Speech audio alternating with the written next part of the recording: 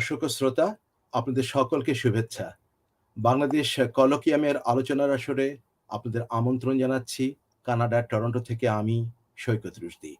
আপনারা এই অনুষ্ঠান দেখছেন কানাডা ভিত্তিক টিভি মেট্রো মেইলের ইউটিউব চ্যানেল ও ফেসবুক লাইভে। বাংলাদেশ কলোকিয়ামে আমরা প্রধানত বাংলাদেশের অগ্রযাত্রা এবং তার চ্যালেঞ্জ নিয়ে বিষয়ভিত্তিক আলোচনা করে থাকি। আমাদের সাথে আলোচনায় যোগ দেন বিশেষজ্ঞরা। আজ আমরা কথা বলবো কোন পথে বাংলাদেশের ক্রিকেট, এ বিষয়ে আমরা আমাদের অতিথিদেরকে স্বাগত জানাই। প্রথমেই আমাদের সাথে আছেন আমাদের টিভি মেট্রো মেইলের প্রধান নির্বাহী ইমামুল হক। তিনি একজন উন্নয়ন বিশেষজ্ঞ, জাতিসংঘে কাজ করেছেন। আরও আছেন ক্রিস্টিনা রোজারিও, তিনি একজন উন্নয়ন বিশেষজ্ঞ এবং সঞ্চালক। আর সাথে আছেন আমাদের দুজন বিশেষজ্ঞ ক্রিকেটার, যাদের মধ্যে ইউসুফ বাবু ভাই, যিনি মূলত তার নাম হচ্ছে ইউসুফ রহমান বাবু, বাংলাদেশের প্রথম প্রজন্মের ক্রিকেটার এবং জাতীয় দলে তিনি খেলেছেন 1977 থেকে 1984 সাল পর্যন্ত। ইউসুফ বাবু ভাই আমাদের সাথে যোগ দিয়ে আমাদের অনুষ্ঠানকে মর্যাদাপূর্ণ করেছেন। আমি অত্যন্ত আনন্দিত। আপনাকে স্বাগত। Thank you. আসসালামু আলাইকুম।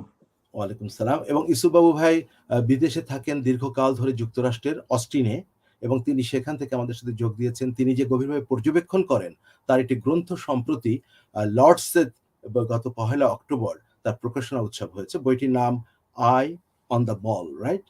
জি। অর্থাৎ তিনি চোখ রাখছেন এখনো বলের উপরে, অর্থাৎ ক্রিকেটের উপরে। আর আমাদের সাথে যোগ দিচ্ছেন বর্তমান প্রজন্মের একজন ক্রিকেটার, তরুণ অ্যানালিস্ট সৈয়দ আবিদ হোসেন সামি। আমি বাংলাদেশে যারা ব্লগ করেন তাদের মধ্যে সামিকে দেখেছি দল নিরপেক্ষ ও পক্ষপাতহীনভাবে পরিসংখ্যান ভিত্তিক আলোচনা করেন এবং বিশ্লেষণ করেন, যেটি অত্যন্ত প্রয়োজনীয় এবং আকর্ষণীয়। সামি, আপনাকে স্বাগত। আসসালামু আলাইকুম। ওয়ালাইকুম সালাম। ওয়ালাইকুম সালাম। আমাদের সাথে আলোচনায় শুধু দর্শক শ্রোতা আপনারাও যোগ দিতে পারবেন। আপনারা ইউটিউব বা ফেসবুকে নিচে মন্তব্য কলামে যখন লিখবেন কোনো প্রশ্ন, বাংলা বা ইংরেজিতে, আমাদের অতিথিদেরকে অর্থাৎ ইউসুফ বাবু ভাই এবং সৈয়দ আবিদ হোসেন সামিকে, তারা সেই সকল প্রশ্ন উত্তর দেবেন বলে আমরা আশা করি। আমাদের অনুষ্ঠান 1 ঘন্টার, আমরা চেষ্টা করব তার মধ্যেই শেষ করার। এখন ক্রিকেট কেন আমাদের আলোচনার বিষয় হলো? কারণ আমরা বাংলাদেশ কলোকিয়ামে সাধারণত আলাপ করি বাংলাদেশের উন্নয়ন নিয়ে, অগ্রযাত্রার ক্ষেত্রে যে সকল প্রতিবন্ধকতা রয়েছে, চ্যালেঞ্জ রয়েছে, সেগুলো নিয়ে। তো ক্রিকেট কিভাবে এর মধ্যে অন্তর্ভুক্ত হয়? আসলে যেটা হয়েছে সেটা হলো যে বাংলাদেশের সমাজ নানাভাবে বিভক্ত। মানুষের মধ্যে নানা মত, নানা পথ, জাতি, নৃতাত্ত্বিক, ধর্ম, নানা মতবাদ। তার মধ্যে মানুষকে ঐক্যবদ্ধ করে কিন্তু ক্রিকেট সামগ্রিকভাবে, দেশে এবং বিদেশে বাংলাদেশিরা যেখানেই আছে। কিন্তু কেমন করে ক্রিকেট এমন হলো? কারণ আমি যখন 1977 সাল থেকে স্টেডিয়ামে গিয়ে খেলা দেখছি, ইউসুফ বাবু ভাইদের খেলা, তখন কিন্তু ফুটবল ছিল সবচেয়ে জনপ্রিয়। মূলত 1997 সালে বাংলাদেশ যখন আইসিসি ট্রফিতে চ্যাম্পিয়ন হয়, তখন বাংলাদেশ গৌরবান্বিত বোধ করে। এবং 1999 সালের বিশ্বকাপ ক্রিকেটে প্রথমবারের মতো পাকিস্তানকে যখন পরাজিত করে, তখন একটা আবেগ বাংলাদেশের মধ্যে সঞ্চারিত হয়, বাংলাদেশের মানুষের মধ্যে। এবং বাংলাদেশ তারই ফলশ্রুতিতে তাদের সাফল্যের কারণে 2000 সালে টেস্ট মর্যাদা পায়। টেস্ট মর্যাদা মানে বিশ্বের সেরা 10টি টেস্ট খেলোয়াড় দেশের একটিতে পরিণত হয়। বাংলাদেশ অনেক কিছুতেই হয়তো বিশ্বের সেরা পর্যায়ে আছে। মনে করেন আপনার রেডিমেড গার্মেন্টস রপ্তানি ক্ষেত্রে দ্বিতীয়, আপনার কাবাডিতে বিশ্বে এখন 5ম। কিন্তু সামগ্রিকভাবে জনপ্রিয়তার শিখরে উঠেছে ক্রিকেট। এবং বাংলাদেশ যদিও র্যাঙ্কিংয়ে আগে ছিল 7 নম্বর বিশ্বে, এখন 8 নম্বরে নেমে গেছে বর্তমান বিশ্বকাপ চলাকালে। কিন্তু সবচেয়ে গুরুত্বপূর্ণ হলো, যখন বিশ্বকাপ শুরু হলো তার আগে বাছাইয়ে বাংলাদেশের অবস্থান ছিল 3য়। আজকে বাংলাদেশ এই অবস্থানে কি করে নেমে গেল? সেই ফলাফল যেটা হয়েছে সেটা 6টি খেলার মধ্যে প্রথমটিতে বাংলাদেশ জিতেছিল, বাকি পরবর্তী 5টা খেলায় হেরেছে, আর 3টি খেলা বাকি আছে। এই অবস্থা যে হলো বাংলাদেশের, কেন হলো সেটা নিয়ে আমরা আলাপ করব। মানুষজন সবাই ক্রিকেটারদেরকে দোষ দিচ্ছেন, কিন্তু আসলে কি শুধু ক্রিকেটাররা দায়ী? ইউসুফ বাবু ভাই, আপনি বলেন। আসসালামু আলাইকুম। প্রশ্ন তো আপনি অনেকগুলো করেছেন ইন ওয়ান প্রেজেন্টেশন, এবং আমি কয়েকটা জিনিস বলি। যেমন আপনি বাংলাদেশের র্যাঙ্কিং এর কথা, আমি বহুদিন ধরে, বহুদিন মানে I am talking about at least 7-8 years, that I have been saying this over and over again, that this ranking system jeta ICC set up koreche, it is false.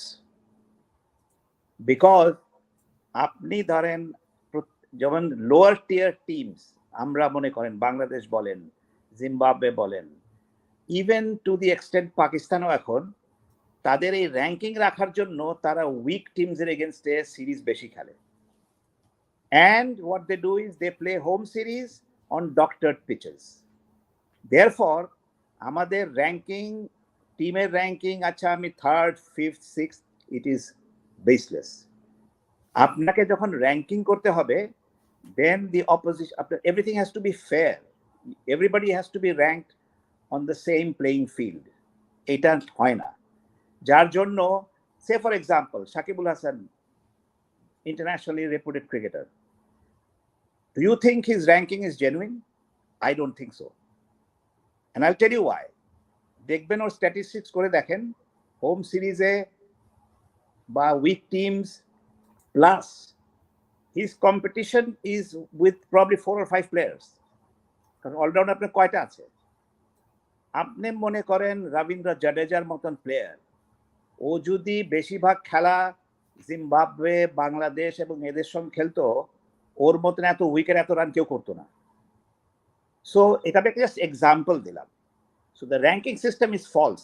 Now the problem is, যখন বাংলাদেশ 2000 সালে test match স্ট্যাটাসটা পায়, the test match status was, ওই হয় না stars আর aligned, অনেক কিছু ছকে পড়ে গেছিল। জগমোহন দালমিয়া ইন্ডিয়ান ক্রিকেট বোর্ডের প্রেসিডেন্ট, উনি আইসিসির প্রেসিডেন্ট হয়ে গেলেন। আমাদের আইসিসি ট্রফি আমরা জিতলাম thanks to the brilliant performance by some of our boys and Gordon Greenidge. এবং জেতার পরে আমরা ফরচুনেটলি বাংলাদেশ পাকিস্তানের সঙ্গে জিতে গেলাম। ওই ম্যাচটা জেতার পরে আমরা কোয়ালিফিকেশনের জন্য এক স্টেপ এগিয়ে গেলাম। কিন্তু আইসিসি কিন্তু ক্রিকেটের টেস্ট ম্যাচ স্ট্যাটাসটা আমাদেরকে বাংলাদেশের ক্রিকেটের স্ট্যান্ডার্ড দেখে দেয়নি। They looked at the passion of the game in the country, they looked at the fans, they looked at the population, they looked at the support. যার জন্য ওরা দেখেছে Bangladesh is a country that is a good market for international cricket. That is why the test match status was given to Bangladesh. এবং যখন এটা দেওয়ার কথা হচ্ছিল, তখন গর্ডন গ্রিনিচকে 1999 ওয়ার্ল্ড কাপে প্রেস জিজ্ঞেস করেছিল, what do you think about the Bangladesh test match status situation? He says they should wait, it is not time. এবং এই কথার জন্য তাকে ফায়ার করে দিল। মনে আছে বিশ্বকাপ চলার মাঝখানে। Yes, he was fired in the middle of the tournament for making one statement. এটা আমি এই কথাটা কেন বলছি? This is the pattern. Our cricket is 100% politicized. এবং if you are not a yes man, there is no place for you. This is fact. এবং আরো যেটা হচ্ছে, আমরা যেটা দেখে আসছি, যেমন ধরেন প্লেয়ার্স, বাংলাদেশের প্লেয়ারদের ব্যাকগ্রাউন্ডটা কোথায়? যখন টেস্ট ম্যাচ স্ট্যাটাস পাই যে আমরা, তখন কিন্তু আমাদের administration was just like club cricket. They didn't even have the professionalism to run test match cricket. একটা টেস্ট স্ট্যাটাসের মতন একটা দেশ কিভাবে চালাতে হয়, এদের প্রফেশনালিজম মোটেই ছিল না, এবং এখন তো আরো নাই। সো এখন হচ্ছে কি, প্রফেশনালিজম তো নাই, এখন it has become a one way ticket. It like okay, ঠিক আছে, এভরিথিং ইজ করাপ্ট, কোনো প্ল্যান নাই, কোনো ভিশন নাই, আপনার কেমনি হবে? সো তারপরে আপনি ধরেন আমাদের প্লেয়ারদেরকে যে সমস্ত লেভেলে নিয়ে যাওয়া হয়েছে, they think they are the best in the world, which is a false sense of accomplishment. আপনি wicket which is starting square, ওখানে আপনি 5 উইকেট পেলেন, you should ask yourself the question, do I deserve these 5 wickets? বুঝছেন? তো problem তো সব জায়গায়। Domestic ক্রিকেটে কোনো স্ট্রাকচার নাই। বিপিএল এর সম্বন্ধে যার সঙ্গে কথা বলি, it is the most corrupt run tournament. আপনি কোথায় যাবেন? Unless there is a dramatic change from top to bottom, ক্রিকেটের কিন্তু ইমপ্রুভমেন্ট হবে না, আরো খারাপ হবে। তারপরে দেখেন এই যে ইন্টারনাল টার্ময়েল, অমুক প্লেয়ার অমুকের পিছে, অমুক প্লেয়ার ওর পিছে। Recent episode, Tamim Iqbal episode, it is not only unfortunate, it is criminal. একটা আনহেলদি সিচুয়েশন ক্রিয়েট করেছে। তো আপনার কথা হচ্ছে যে দেখেন যে সমস্ত সাকিব যে সমস্ত তার activity, nobody has the guts to tell him anything, is he above the law? আমি কোনোদিন যেমন একটা ওয়ার্ল্ড কাপ হচ্ছে সেখান থেকে আপনি ব্যাটিং ট্রেনিং এর জন্য আপনি বাংলাদেশে আসতেছেন, whereas you have the best facilities in Calcutta to go and practice your batting, but you are coming to Bangladesh. What nonsense! এবং বাংলাদেশে যে ইনডোর ফ্যাসিলিটিটা আছে না, সেটা আমি গিয়েছিলাম, আমি গত বছর গিয়ে I was shocked, it look like a warehouse in Babubazar. তো এগুলা তো আপনি কাকে ধোকা দিবেন, কতদিন ধোকা দিবেন? So unless you fix the, আপনার নিজের ঘর যদি ঠিক না করেন, আপনি বাইরে কিভাবে কি করবেন? You fix your own house. এই জিনিসটা ক্রিকেট বোর্ড বুঝলো না, যে একটা প্লেয়ার যখন কন্ট্রোল বোর্ডের আন্ডারে আসে, you are the father of the game. আপনার দায়িত্ব হচ্ছে যে এই যে ছেলে পেলেগুলো, এগুলো আপনারই ছেলে, এদেরকে আপনি প্রপারলি নার্স করতে হবে। আপনার বাড়িতে when you have a newborn child, what do? You provide the best facility, you provide the best nursing, the best care, the best education. Is the cricket board doing that? Not at all. So therefore এই ছেলে পেলেরা যারা moderate হাম্বল background থেকে আসে, ওদেরকে তো খেলা শেখানো, মাঠের ভেতরে তো খেলা শেখাবেনি, কিন্তু মাঠের বাইরে অনেক কিছু শেখার আছে। ওগুলো যদি না শেখান তাহলে কেমনি হবে? এর জন্য একটা খেলা, ক্রিকেট খেলা উইচ ইজ সো রিচ, এত ট্রেডিশনাল খেলা, ওটাকে আমরা শেষ করে দিচ্ছি। কোনো মানে ট্রেডিশন তো ফরগেট ইট। তো অ্যাজ সাচ এইটা এখন ডিরেকশনলেস হয়ে গেছে। তো আপনি কি মনে করেন যে বাংলাদেশের যে বর্তমান ক্রিকেট কাঠামো আছে, অর্থাৎ লিগ যেগুলো হয়, ওয়ান ডে বা টি-20 বা লঙ্গার ভার্সন, সেগুলো খেলোয়াড় এবং খেলার মান উন্নয়নের জন্য যথেষ্ট কি? আমি আপনাকে বলি, বাংলাদেশের যে youth, if you look at the under 15, under 19 players, they are as good as any team in the world. আমাদের আন্ডার 19 ওয়ার্ল্ড কাপ জিতেছে, আমাদের আন্ডার 19 টিম বাইরে গিয়া সাউথ আফ্রিকাকে হারায়, ইংল্যান্ডকে হারায়, সবাইকে হারায়। দে আর অ্যাট দ্যাট লেভেল। কিন্তু এর ট্রানজিশনটা পরের ফেজে কি হয়? নাথিং। সো চিন্তা করতে হবে যে দিজ আর ইয়োর চিলড্রেন, আপনার এই ট্রানজিশন ফেজে you have to nurture them. ওদেরকে ভালোভাবে ভালো জিনিস শেখাতে হবে, you have to give them the best opportunity. যখন ওয়ার্ল্ড কাপ যখন জিতলো 19, আমি তখন নিউ ইয়র্কে প্রোগ্রাম আছে TBS 24, আমাকে তখন ইন্টারভিউ করেছিল। আমি একটা সাজেশন দিয়েছিলাম যে দেখেন, এই যে আন্ডার 19 টিমটা যেটা চ্যাম্পিয়ন হয়েছে, এই টিমটাকে কোনো মতে ব্রেক করবেন না, keep them together as one unit, let no player from this team go to the senior team.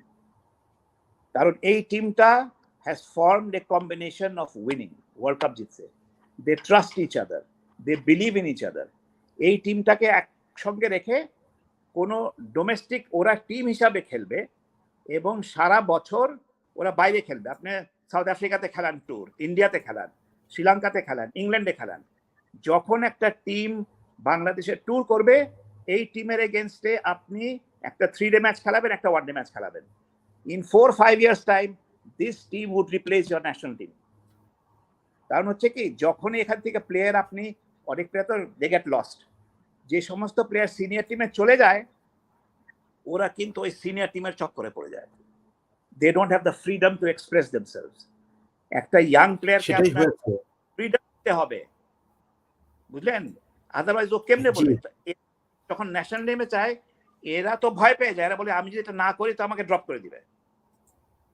So this is, আমি সেটাই বলছি আপনাকে। I am telling you, I know the ins and out of a player because I have dealt with it, I have lived in it, and I have also dealt with junior players. আমি যখন খেলতাম, do you know who was my best friend? মানে আমার সঙ্গে সবসময় থাকতো, the junior most player, Nazim সিরাজি, সবচেয়ে junior Faisal Haider, এরা আমার সঙ্গে থাকতো because they had the confidence in me, they could express themselves. That's why they were good players. আপনি যদি ওদেরকে এক্সপ্রেস না করতে দেন, তাহলে কেমনে ইমপ্রুভ করবে, কনফিডেন্স করতে আসবে? আমি মেহেদী হাসান মিরাজের কথা বলি, আন্ডার 19 সে ক্যাপ্টেন ছিল ওয়ার্ল্ড কাপে। He was the most valuable player.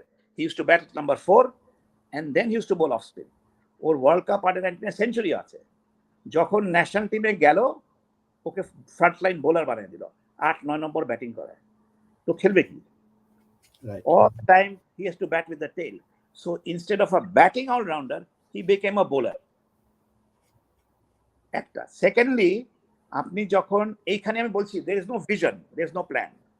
আপনি যখন একটা প্লেয়ারকে আন্ডার 19 যখন আপনি ওকে ক্যাপ্টেন করেন, that means you have seen something in him. Otherwise captain কেন করবেন? কিছু লিডারশিপ কোয়ালিটি আপনি দেখেছেন, right? Then it is your duty that you develop him so he takes over the captaincy of the senior team. এরকম আপনি ঘুরে ফিরে same জিনিসই করতেছেন। What can you expect? Right. এখন ক্রিস্টিন, আপনার একটা প্রশ্ন ছিল। জি, না, আমার প্রশ্নটা কিছুটা পিছিয়ে করছি, কারণ আমি হচ্ছি দর্শকের জায়গা থেকে, এবং Sure. a lot of I'm not an avid cricket watcher, so অনেক প্রশ্নই আমার কাছে একটু টেকনিক্যাল লাগছে। কিন্তু আমার কথা হচ্ছে, আমরা কি শুনছি যে ঠিক মতো লোকজন বাছাই করা হয়নি, যে দলটা এবার ভালো খেললো না। এখন প্রক্রিয়াটা কি? প্লিজ আমি আপনাকে বলি, এই যে ওয়ার্ল্ড কাপ স্কোয়াডটা যেটা গেছে, এই ওয়ার্ল্ড কাপ স্কোয়াডটাও কিন্তু is not the best side. না, so my question was, in an ideal situation, in a semi-ideal situation, what প্রক্রিয়াটা কি? এই যে ছেলেদের যে চুজ করা হচ্ছে, প্রক্রিয়াটা কি? কতদিন আগে থেকে আইডিয়াল শুরু হয় এবং কিভাবে শেষ পর্যন্ত বাছাইটা হয়, এই নির্বাচন প্রক্রিয়াটা? আমি আপনাকে I will give you an example of a professional side. মনে করেন New Zealand, Australia, like an ideal place. What is the ideal thing? What is the ultimate of cricket? The World Cup, whether it's the T20 or an ODI, every 4 years. তাই না? Test match আমি আলাদা দিলাম, because test match is the ultimate. আমি ওইদিকে যাচ্ছি না, Bangladesh is nowhere দেয়ার। আমি T20 এবং ODI ওয়ার্ল্ড কাপের প্ল্যান, এটাই তো আলটিমেট। হ্যাঁ, এখান থেকেই তো প্রত্যেকটা টিম কিন্তু যখন প্ল্যান করে, they have 4 years to build a team for a particular World Cup. So that is a prerequisite, sort of a requirement. Correct, you have to have it. আমাদের প্রেসিডেন্ট সাহেব তো খালি হারে আর কয় নেক্সট ওয়ার্ল্ড কাপের জন্য prepare করতেছি, next world কাপের জন্য। হোয়াট হ্যাপেন্স ইজ, ওরা কিন্তু ওই 4 বছরে যে মেইন স্ট্রিম ওদের প্লেয়ার, ওরা তো খেলছে, কিন্তু দে নো, হিসাব করে ফেলে, ছকে ফেলে, 4 years from now, where do I see David Warner? Where do I see Kane Williamson? Where do I see Bolt? Like a chalked out trajectory. Absolutely, they calculate. Then they say, hey, who will replace him? I have 4 years time to prepare. তখন হবে কি, যে যারা wings এ থাকে player গুলা, ওদের কিন্তু অ্যাসপিরেশনটাও হয়, তো মনে করেন উইকার টিমের সঙ্গে খেলাবে, মনে করেন নেদারল্যান্ডের সঙ্গে খেলালো, জিম্বাবুয়ের সঙ্গে খেলালো, কেনিয়ার সঙ্গে, আর এদের সঙ্গে খেলে ওদেরকে এক্সপিরিয়েন্সটা ডেভেলপ করে, কনফিডেন্সটা ডেভেলপ করে। So they keep on playing, খেলতে খেলতে খেলতে খেলতে training, time comes when you have a fit and the best side in 4 years time. That is the plan. Do we stick to the plan? I don't think so. কারণ আপনি দেখেন, player discarded, 2 বছর কোনো খবর নাই, সৌম্য সরকার ওকে আবার try করতেছে। Come on, you have to bring newer players. There are much better younger players. এই যে আন্ডার 19 এর প্লেয়ারগুলো গেল কোথায়? সেটাই। এরকম পলিসি যখন থাকে, আমি তো, আমার মনে তো অনেক ধরনের প্রশ্ন জাগে। Who is getting what? What is the... So everybody has to... যেমন ধরেন, you live in the Western world. আপনার Western world একটা corporation, right? And it is not just the board. It is also the player's responsibility. কেন আমি বলি? আপনি মনে করেন general electric company, right? CEO, ও কিন্তু ওর রিটায়ারমেন্টের একটা টার্গেট থাকে যে আমি অমুক বছরে আমি রিটায়ার করবো। রিপ্লেসমেন্ট থেকে কিন্তু ওর প্রটেজিও প্রিপেয়ার করতে থাকে, বুঝলেন? So when he goes, the person is ready to take over. Same thing has to happen by board to achei, but even by the individual cricketers. Mushfiqur Rahim, he should plan, okay, I'm going to retire 2 years, I must develop a player on my own. Personal responsibility hobe. When I was playing, I developed 2 cricketers, 2 John, who played for the national team. Ek chilo Ishtiaq Ahmed, আর এক ছিল Hafizur Rahman Sani. They were a lot junior to me, but I trained them with tennis ball. Chan diye khala. Eventually, they were good enough to play for Bangladesh, and they played with this. Ishtiaq ছিল opener এবং হাফিজুর রহমান সানি ছিলেন wicket keeper. So mentoring rule. Exactly. এটা কিন্তু একটা প্লেয়ারের নিজের একটা দায়িত্ব আছে। এই কথাটা ইসু ভাই, বাবু ভাই, এইমাত্র একটা আমাদের দর্শক প্রশ্ন করেছেন বিন্দু চৌধুরী, অর্থাৎ খেলোয়াড়দের দায়িত্বশীলতা, রেসপন্সিবিলিটি কি? আপনার প্রশ্নে, আপনার এই বক্তব্যের ভিতর দেশি উত্তরটা পাওয়া গেল। আমাদের সাথে আজকে ইসু বাবু ভাই কথা বলছেন যুক্তরাষ্ট্রের টেক্সাস অস্টিন শহর থেকে। আর আমাদের সাথে আরো যোগ দিয়েছেন সামি, সৈয়দ আবিদ হোসেন সামি ঢাকা থেকে। আমি তার কাছে এই প্রশ্নের দ্বিতীয় অংশে যাব যে বাংলাদেশ বিশ্বকাপে যে অংশ নিচ্ছে, এখানে যে 15 জন খেলোয়াড়কে বাছাই করা হয়েছে, তারা কি দেশের সেরা 15 জন, নাকি তাদের চেয়ে ভালো কিছু প্লেয়ার বাদ পড়ে গেছে?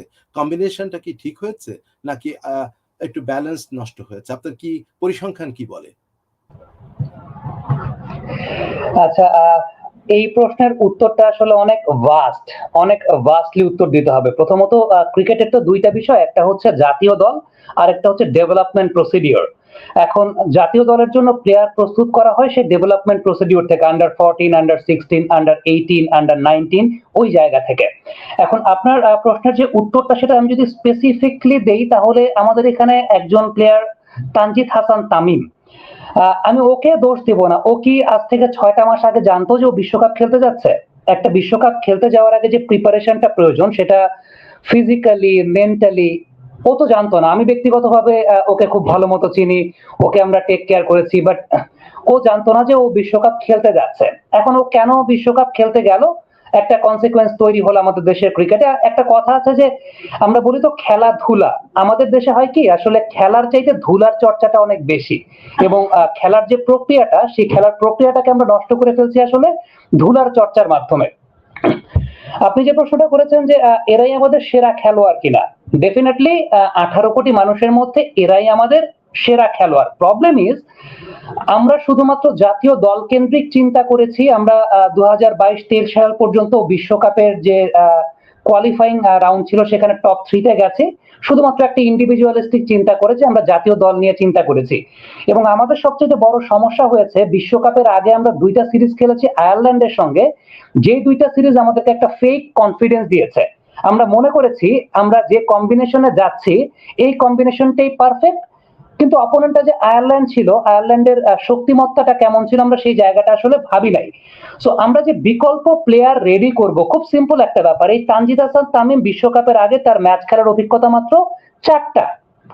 এর আগে যখন যে ম্যাচগুলো ছিল, যেগুলো আসলে আইসিসি ওডিআই কোয়ালিফিকেশনের আন্ডারে ছিল না, সাপোজ ওয়েস্ট ইন্ডিজের সঙ্গে ম্যাচগুলো, সাপোজ জিম্বাবুয়ের সঙ্গে ম্যাচগুলো, সেই ম্যাচগুলোতে কি আমরা বলেছি যে আমরা বিকল্প প্লেয়ারদেরকে রেডি করাতে চাচ্ছি, বা এই তানজিদ হাসান তামিম বা আমার আন্ডার 19 এর যে প্লেয়াররা আমার পাইপলাইনে আছে, বাংলাদেশ ক্রিকেট বোর্ডের যে পলিসি, সেখানে ন্যাশনাল টিমের বাইরে আমরা বাংলাদেশ টাইগার্স কিংবা এইচপি টিমকে আমরা অগ্রাধিকার দিই, বা আমরা বলি যে আমাদের এইচপি টিম আছে, কিন্তু এই ব্রাঞ্চ অফ প্লেয়ার্সদেরকে আমরা ওই সময় সুযোগ দিয়েছিলাম? সুযোগ কিন্তু দেই নাই।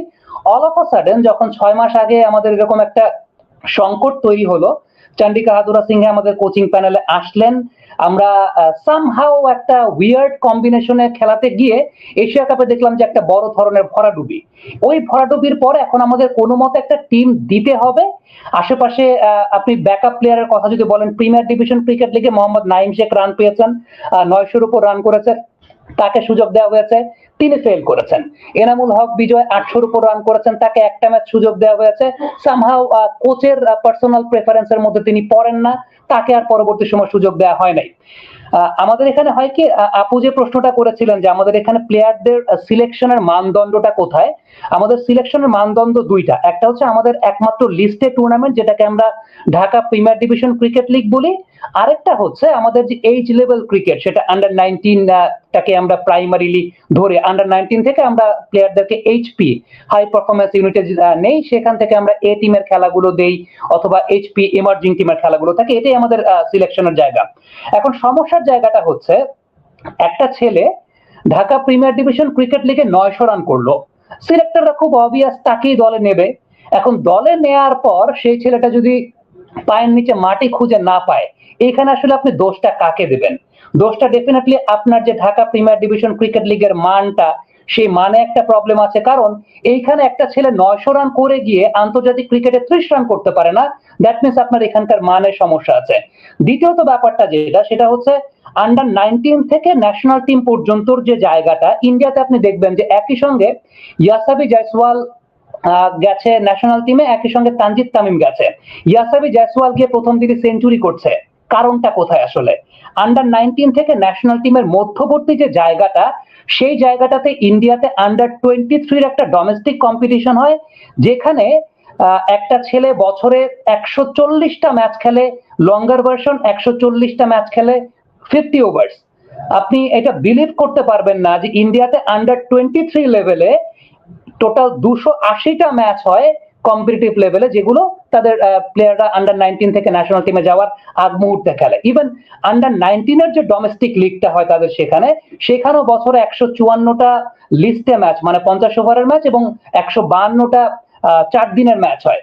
এই যে জায়গাগুলো, এই ডেভেলপমেন্ট প্রোগ্রামগুলোই কিন্তু একটা প্লেয়ারকে রেডি করে। সাপোজ আজকে আমি তানজিদ তামিমের কথা বলছি যে he was not prepared, but he could have been prepared যদি আমাদের এই জায়গাটা আন্ডার 19 এর পর যে ডেভেলপমেন্ট প্রোগ্রামটার কথা বলছি, ম্যাচ প্র্যাকটিসের জায়গা থাকতো। আপনি একটা বাংলাদেশ টাইগার্স নামে একটা দল গঠন করে রেখে দিয়েছেন, but what are the activities of Bangladesh Tigers? বছরে 3টা ম্যাচ খেলছে তারা ইমার্জিং টিমের সঙ্গে নিজেরা, এটাই হয়ে গেল। আপনি কোন উইকেটে খেলছেন? বিকেএসপির 3 নাম্বার বা 4 নাম্বার মাঠের উইকেটে খেলছেন। আমি being a first division cricketer, আমি যে প্রবলেমগুলো ফেস করে যদি আপনাদেরকে বলি, আমরা ক্রিকেট তো ঢাকা কেন্দ্রিক, খেলা হয় আমাদের বিকেএসপিতে 9টার সময় খেলা, ভোর 4টার সময় উঠে আমাদেরকে রওনা দিতে হয়। বিকেএসপি যেতে যেতে কিন্তু আমাদের অর্ধেক ফুয়েল শেষ, টস করতে নামবো তার আগে আমাদের অর্ধেক ফুয়েল শেষ। প্রিমিয়ার ডিভিশন ক্রিকেট লিগটা হয় রোজার সময়, ম্যাক্সিমাম ক্রিকেটার রোজা রেখে ক্রিকেট খেলেন, আলটিমেটলি বেস্ট পসিবল পারফরমেন্সটা কিন্তু সেই সময়টাতে করতে পারেন না, যে কারণে যে সমস্ত বোলাররা মোহাম্মদ নাইম শেখকে বোলিং করেন, উনি সেখানে 900 রান করতে পারেন। ইন্টারন্যাশনাল ক্রিকেটে ওই স্ট্যান্ডার্ডের বোলিং তার সামনে আসে না। সো ফ্যাক্টটা আসলে ওই জায়গাটাতে। আপনি যে কোয়েশ্চেনটা ছিল যে আমাদের আরো প্লেয়ার আছে কিনা, আমাদের আরো প্লেয়ার আছে, বাট ট্রাস্ট মি, ওই প্লেয়ারদেরকেও যদি আপনি ইন্টারন্যাশনাল ক্রিকেটে নামাতেন, result could have been the same, খুব বেশি কিছু ডিফারেন্স হতো না। Definitely Tamim Iqbal was a very vital factor. যে সিনারিওটা তার সামনে ক্রিয়েট করা হয়েছিল, যে আনকমফোর্ট জোনটা ক্রিয়েট করা হয়েছিল, এটা অবশ্যই কোনো দেশের ক্রিকেটের স্বার্থেই বিষয়গুলো অবশ্যই ঠিক না। কারণ 2022-23 সাল পর্যন্ত আপনি একটা সেট কম্বিনেশনে খেলেছেন, হঠাৎ করে 6 মাস আগে বা 8 মাস আগে আপনার মনে হলো যে না, we try some new combinations, এবং আপনি নিউ কম্বিনেশনটা যখন আয়ারল্যান্ডের সঙ্গে করলেন, আপনি সফল হলেন, আপনার মধ্যে একটা ফেক কনফিডেন্স গ্রো করলো যে তাহলে তো এই নিউ কম্বিনেশনেও সেট করা যায়। কিন্তু যখনই আপনি রিয়েলিটি চেকে আসলেন বড় টিমগুলোর এগেনস্টে, আপনি বুঝতে পারলেন যে না, আপনার আসলে অনেক দেরি হয়ে গেছে। এবং টু বি ভেরি অনেস্ট, এই ওয়ার্ল্ড কাপের টিমটা যখন পাঠানো হয়েছে, তানজিম সাকিব এবং তানজিদ হাসান তামিম, এই দুইজন প্লেয়ারকে, তানজিম সাকিবের প্রসঙ্গটা বলবো যে ইবাদত হোসেনের ইনজুরির সুবাদে তার সুযোগটা হয়েছে। আমাদের পাইপলাইনে আসলে এই পেসাররাই ছিলেন, তাদের মধ্যে তানজিম সাকিবকে বেটার মনে হয়েছে, এই একটা চয়েস হতে পারে। কিন্তু একদম প্রাইম ওপেনার হিসাবে আপনি তানজিদ তামিমকে নিয়ে যাবেন, ও তো বেচারা প্রিপেয়ার ছিল না। ওর প্রিপারেশনের জায়গাটা কি? না ও ইন্ডিভিজুয়াল স্কিল ডেভেলপমেন্ট করেছে, না ও ম্যাচ প্র্যাকটিস পেয়েছে। আমি জাস্ট সিম্পল কথাই বললাম যে আন্ডার 19 থেকে আন্ডার 23-তে ইন্ডিয়াতে যেটা হয়, ডোমেস্টিক ক্রিকেটে 280টা ম্যাচ খেলতে পারে ছেলেরা, আর সেই জায়গাটায় বছরে 3টা ম্যাচ খেলে তানজিদ তামিম কিভাবে ওয়ার্ল্ড কাপের মতো জায়গায় ন্যাশনাল টিমকে কন্ট্রিবিউট করবে? সো এটা আসলে অনেক ভাস্ট আলোচনার বিষয়, এবং আমার কাছে মনে হয় যে আমি একটু ক্লিয়ার করতে পেরেছি যে আলটিমেটলি আমাদের সিলেকশন প্রসিডিউরটা আসলে কিভাবে হয়। এবং আপনি যতই প্লেয়ার আনেন, হয়তোবা আরো পরিসংখ্যান অনুযায়ী আরো 7-8 জন প্লেয়ারকে আপনি আনতে পারেন, প্রবলেম হচ্ছে whether they were prepared or not. বিশ্বকাপের আগে প্রিপারেশন একটা অনেক বড় ফ্যাক্টর। বিশ্বকাপের আগে কেমন প্রিপারেশন নিতে হয়, সাকিব আল হাসান 19 বিশ্বকাপে একটা বেঞ্চমার্ক কিন্তু তিনি দেখিয়ে দিয়েছেন যে এইভাবে প্রিপারেশন নিয়ে বিশ্বকাপে যেতে হয়। ফ্যাক্ট ইজ সাকিব আল হাসান নিজেও আন্ডার প্রিপেয়ার্ড ছিলেন, কারণ তার অনেক দিকে ব্যস্ততা আছে, অনেক ব্যাপার আছে। টিম যে কনসিকুয়েন্সে তিনি টিমের দায়িত্বটা গ্রহণ করেছেন সেটাও একটা অনেক বড় ফ্যাক্টর। আবারও বলছে, আমাদের দেশে আসলে খেলাধুলাতে খেলার চাইতে ধুলার চর্চাটাই বেশি হয়, এবং ওই ধুলার চর্চাটার জন্যই মনে হয় সবকিছুতে আমরা একটা জায়গায় পিছিয়ে আছি। বাবু ভাই বলেন। আমি খুব সুন্দরভাবে ডিটেইল বলে গেছে। আমাদের সময় তো 6 মাস খেলতাম, এখন সারা বছর ক্রিকেট খেলে, সারা বছর, কিন্তু they don't get enough quality cricket, বুঝছেন? ডোমেস্টিক স্ট্রাকচারে ওদের, এই যে আমি বললাম না, আমাদের যদি 15, 19 এই সমস্ত ছেলে যদি আপনি স্কিল দেখেন, they are as good as anybody else, কিন্তু ওদের ডেভেলপমেন্টটা কোথায়? এই যে ট্রানজিট ফেজটা, যেটা এই ট্রানজিট ফেজটা, if they don't play quality cricket on quality pitches, আপনি আলতু ফালতু দেখেন। 2 things are vital ক্রিকেটে, 3টা জিনিস আমি বলবো। Number 1, quality peaches that has an even bounce. 2 paced হতে পারে, বল হোল্ড করতে পারে, bounce has to be even, এবং কোয়ালিটি পিচেস হতে হবে। নাম্বার 2 হচ্ছে quality umpiring, very vital, quality umpiring. Number 3, you play with quality goods. আপনি যদি আলতু ফালতু প্যাড দিয়ে পড়েন, ব্যথা পাবেন, ভয় পেয়ে যাবেন। বাট প্রাইমারিলি আপনার হাই কোয়ালিটি পিচেস হইতে হবে, high quality umpiring, your game will improve. কারণ বিদেশে ওরা কিন্তু জানে কোন বল পিছে যাবে, কোন বল সামনে যাবে।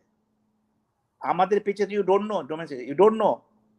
আমাদের কিন্তু প্লেয়াররা অনেক দেখবেন ফ্রন্ট ফুট কমিটেড খেলে, বিকজ ফ্ল্যাট উইকেট তৈরি করা হয় কিংবা আপনার টার্নার করা হয়।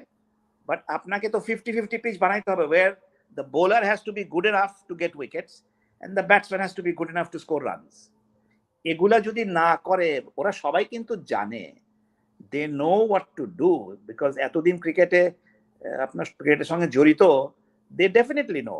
The question is the will there, এবং সেই ধরনের দৃষ্টিভঙ্গি আদৌ আছে কিনা। ইন্টেন্ট নাই। আমি সবসময় একটা কথা বলি, দেখেন, 2টো শব্দ খুব ইম্পর্টেন্ট সাকসেসের জন্য। একটা হচ্ছে নিয়ত, আর একটা হচ্ছে পরিবেশ। আপনি যদি নিয়ত আপনার যদি অনারেবল থাকে, পরিবেশ অটোমেটিক্যালি ঠিক হয়ে যাবে। আমাদের এই প্রসঙ্গে সামিকে একটা ছোট্ট প্রশ্ন করে আমরা একটা বিরতিতে যাব। সেটা হলো যে, সামির একটা ভিডিও দেখেছিলাম, সামি ব্লগ করে, তার নাম হচ্ছে অন ফিল্ড, অর্থাৎ সে মাঠে খেলে এবং মাঠ নিয়ে কথা বলে। সেখানে আপনি বলেছেন যে ভারতের কথা আমরা বাবু ভাই আপনারা সবাই জানি, 1983 সালে তারা বিশ্ব চ্যাম্পিয়ন হওয়ার আগে পর্যন্ত পৃথিবীর প্রথম 5টি দলের মধ্যে ভারত ছিল না, 100 বছর ক্রিকেট খেলার পরেও। কিন্তু 83 সালে তারা বিশ্ব চ্যাম্পিয়ন হয়েছে। তাদের দেশে 140 কোটি মানুষ আছে, তাদের অর্থনৈতিক সমৃদ্ধি আছে, তাদের একটা স্থিতিশীল গণতন্ত্র আছে। তারপরে তারা ব্যাপকভাবে উন্নয়ন করলো কিভাবে? সেক্ষেত্রে সামির একটা পর্যবেক্ষণ আছে, আমরা শুনতে পারি।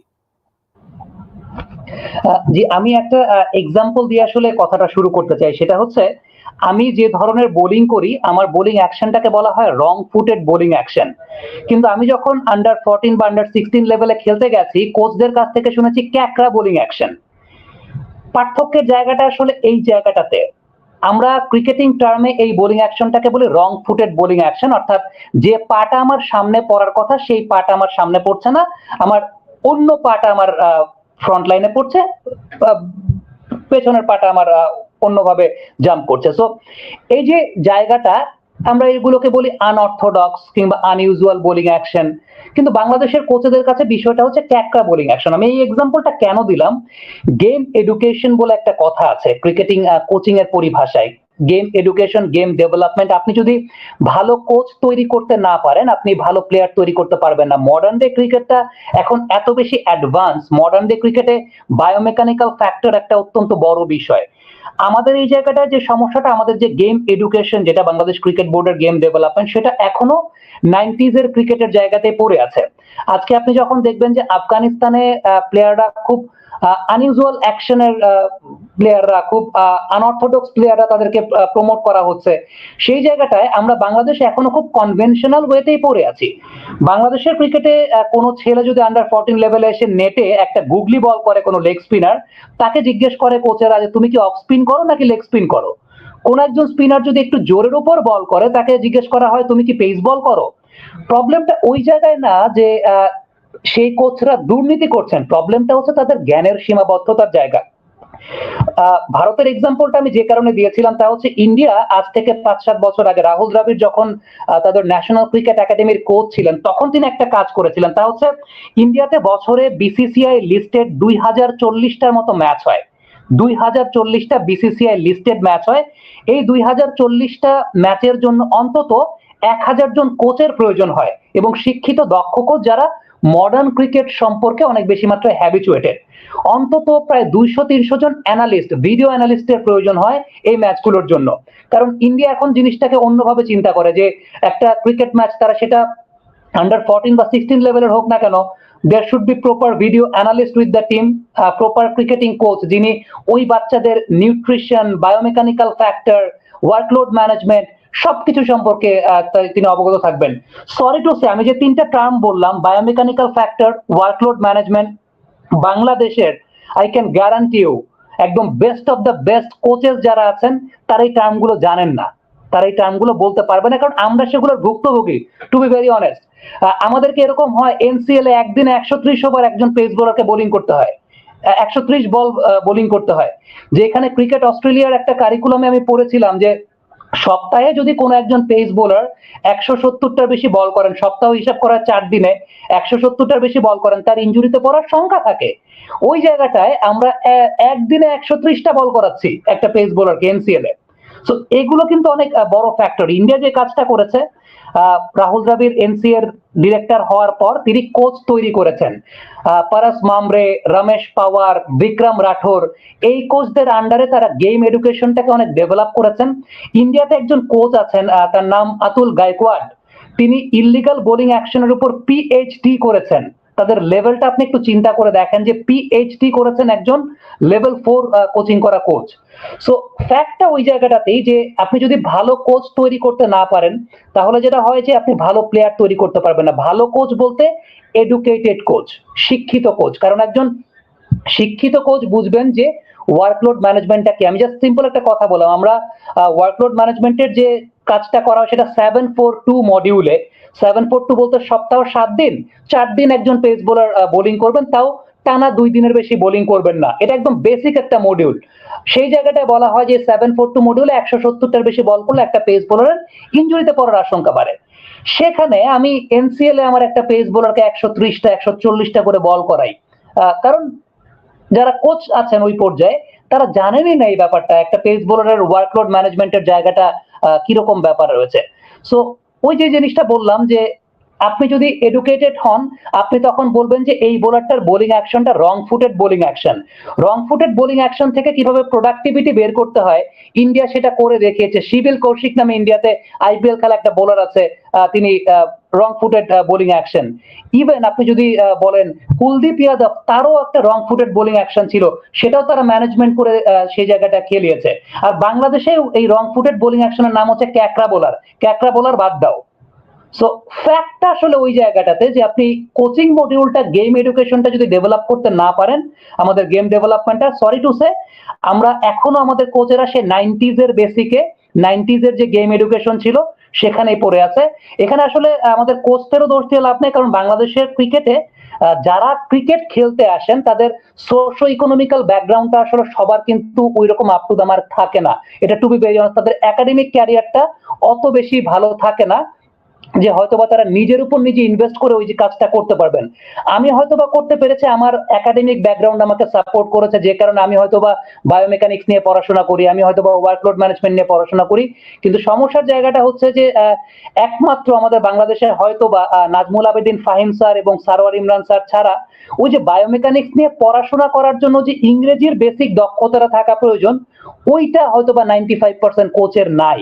এখন এই জায়গাটা আমার কাছে মনে হয় যে যেহেতু সোশ্যাল ইকোনমি ব্যাকগ্রাউন্ড থেকে কেউ নিজের উপর ইনভেস্টমেন্টটাও করতে পারবেন না যে অস্ট্রেলিয়া বা ইংল্যান্ডে গিয়ে এই কোর্স গুলো করে আসার জন্য, ক্রিকেট বোর্ড যদি এই জায়গাটা আরো আগে থেকে সচেতন হতো, আজ থেকে 5 বা 7 বছর আগে থেকে, যে পাইপলাইনে যে সমস্ত কোচেরা আমাদের আছেন, সাপোজ সোহেল ইসলাম স্যার, সালাউদ্দিন স্যার, কিংবা অন্যান্য যারা কোচেরা আছেন, ইভেন রাজিন সালে ভাই আমাদের একসময় ক্রিকেট খেলে গেছেন, এই যারা কোচিং এ এসেছেন তাদেরকে যদি আমরা ওইভাবে আপডেটেড করতে পারতাম। একটা ইনফরমেশন দিয়ে নেই, আমাদের বাংলাদেশের সর্বশেষ লেভেল 2 কোচিং কোর্স হয়েছিল 2012 সালে। আফটার দ্যাট, আফটার 11 ইয়ার্স 2023 সালে আবার লেভেল 2 হয়েছে।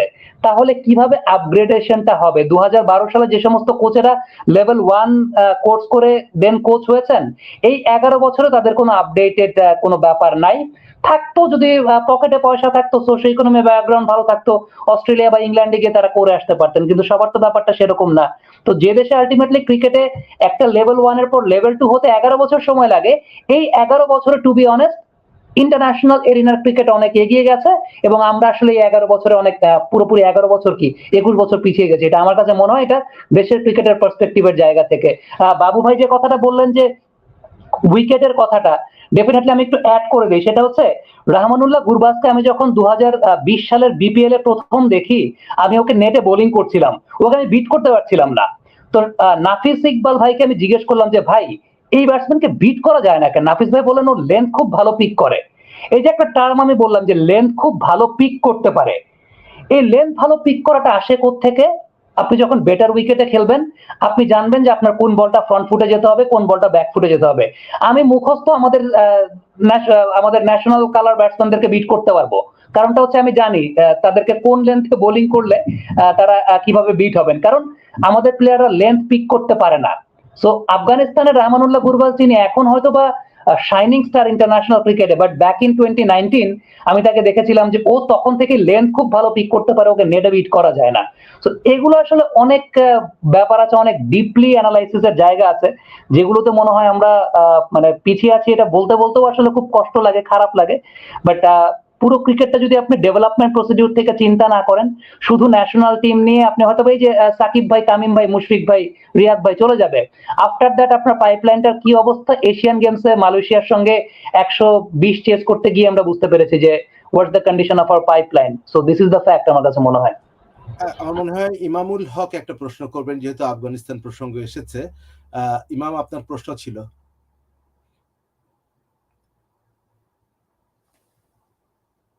মিউট আছেন আপনি।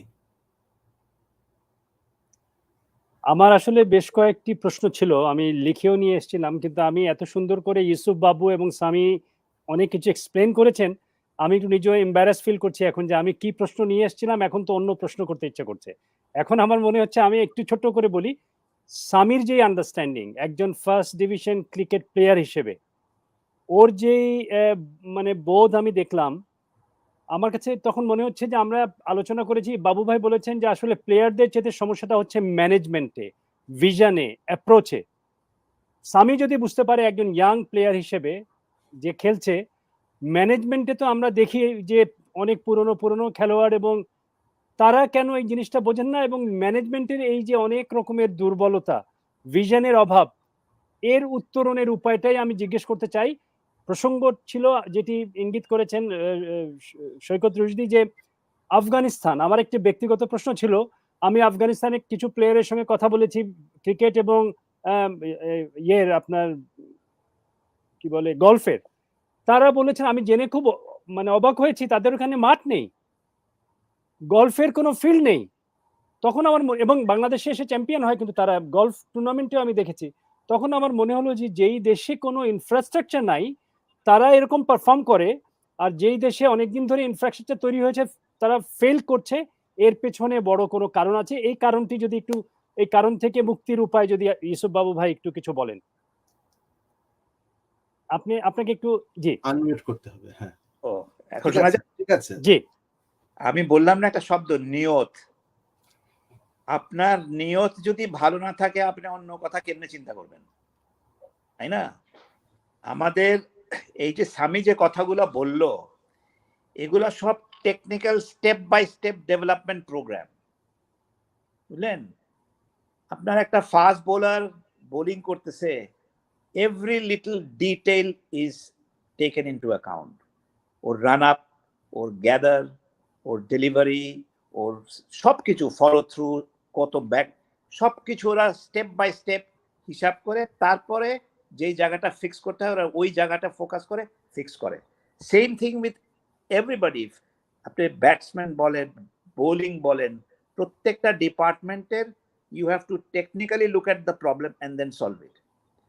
I was listening to John T. Rhodes, South African test cricketer, who was regarded one of the best fielders, the best fielder in the world. ও বলছিল যে দেখো কেন ও এত ভালো ফিল্ডিং করতে পারে, বিকজ অফ আর্লি প্রিপারেশন। এবং আর্লি প্রিপারেশন কিন্তু ওই বোলার রান আপ শুরু করলো, আমি স্টার্ট নিলাম, that's not it. It's not the physical part of your movement, it is the mental part. ও বললো দেখো যখন তুমি যে কোনো পজিশনে ফিল্ডিং করছো, you must imagine that every ball is coming at you, so be ready. ওই যে mental স্টেটটা, it forces your body to react quicker, বুঝছেন? এই যে কত সিম্পল কথা, কিন্তু মেন্টাল প্রিপারেশন। আমাদের খেলাতে কোনো মেন্টাল প্রিপারেশন আছে কিনা আই এম নট শিওর।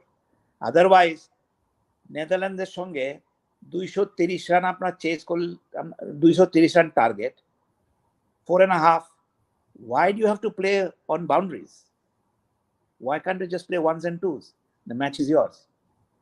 আমরা রিস্কি শট খেলি।